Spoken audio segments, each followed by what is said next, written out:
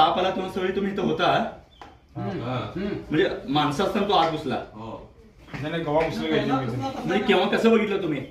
ते पळता इथं फिरताना पकडलाय म्हणजे आत घुसलेला माहित नाही तुम्ही दर्शकांनी लक्ष देऊन ऐका आम्ही बघतो तेव्हा साप आहे म्हणतो म्हणजे ऑफिसमध्ये आपण काम करताना साप घेऊन काम करतो असा अर्थ होतोय माणिकबागच्या पाठीमागचं जागा ही पूर्ण सापाने म्हणजे बेळगावमध्ये कुठं जास्त साप असतील असा जर प्रश्न आला तर जुना जो धारवाड रोड आहे त्याच्या पाठीमागच्या बाजूला सगळ्यात जास्त साप असतात तिथं मी आता आहे आणि कसे साप आपल्या आजूबाजूला असतात म्हणजे काम करत होते साप त्याच्या समोरून आत घुसला नाही अगोदरच आत होता हालचाल करताना अचानक दिसला असं त्यांचं म्हणणं आहे कॅमेरा तुम्हाला दिसेल आणि हा साप आता नंतर त्यांना बघून हा पण घाबरला असणार आणि अशा प्रकारे केवढा मोठा साप आणि सगळे मोठे मोठे साप आपल्या शहरात अशा प्रकारे आहेत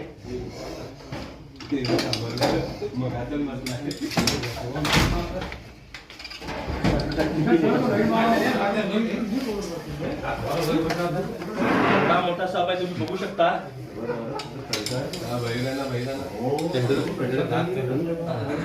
एक मिनिट दादा तिथंच थांबा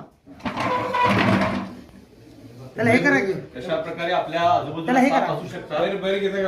आणि आपण काळजी किती घ्यावी लागते आणि काळजी न घेता सुद्धा स्वतःहून काय करत नाही खरं तर साप दिसला त्यामुळे आम्ही घाबरलो असा साप ऑफिस मध्ये असताना तुम्ही बघू शकता फरशीवरती साप येऊ शकत नाही म्हणतात नाही आश्चर्याची गोष्ट म्हणजे हा साप बाहेरून आत आलेलं कुणी बघितलं नाही म्हणजे ऑलरेडी आतमध्ये होता आता संध्याकाळची वेळ जवळपास 4 वाजता आहेत आणि त्यांनी मला अर्धा तासापूर्वी फोन केला म्हणजे तोपर्यंत दिवसभर केव्हा आलेला माहित नाही हा साप त्यांच्या ऑफिसमध्ये होता लक्षात घ्या साधारण 6 वर्ष वयाचा हा नाग ऑफिसमध्ये येऊन बसला होता आणि आपण काम करताना म्हणजे असे सगळे मोठे साप आता मिलन काळ असल्यामुळे आपल्या आजूबाजूला येऊ शकतात आणि ते रिस्क घेतात आणि माणसामध्ये ते येतात तुम्ही काळजी घेणं जास्त गरजेचं आहे धन्यवाद.